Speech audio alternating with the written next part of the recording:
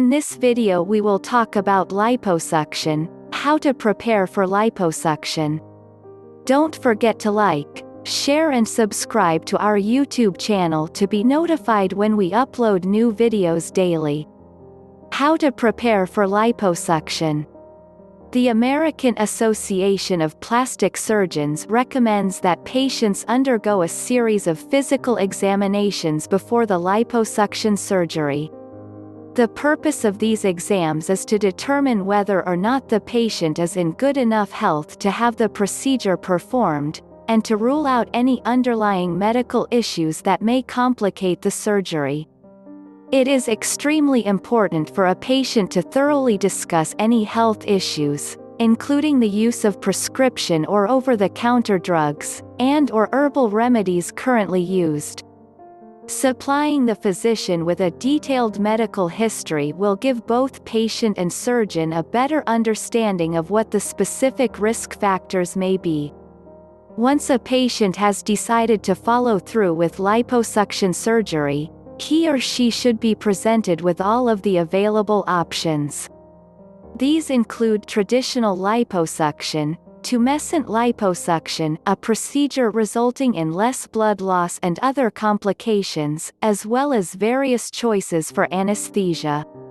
A reputable physician will inform the patient long the surgery will last, how many incisions will be made, probable amount and severity of scarring, and how long the expected recovery time may be. The surgeon will outline the areas to be treated with a marker. After anesthesia is administered and has taken effect, the doctor will make a small incision in the skin. A hollow steel tube is then inserted, and a vacuum is used to suction out the fatty tissue.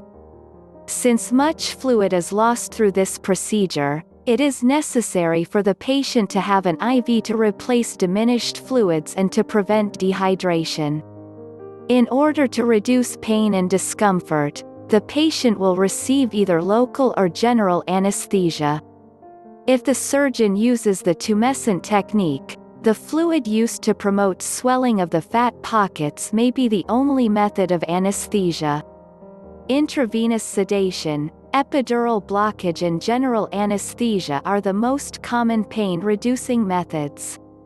Since liposuction is a surgical procedure, the patient's blood pressure, pulse and oxygen levels will be monitored closely. Doctors recommend that on the day the procedure is to be performed, the patient have someone drive him or her to the hospital or doctor's office. Unless performed on an outpatient setting, for smaller liposuction surgeries, any type of surgical procedure will require a hospital stay, so it is also important to pack a bag that contains anything the patient will need during the stay. Even if the procedure is performed in an outpatient setting, the patient will likely be too tired, uncomfortable or groggy from the surgery to drive home alone. Depending on the amount of fat removed and the physical location of the surgery, the patient may be able to leave within a few hours, although some may require a night or so of hospital stay.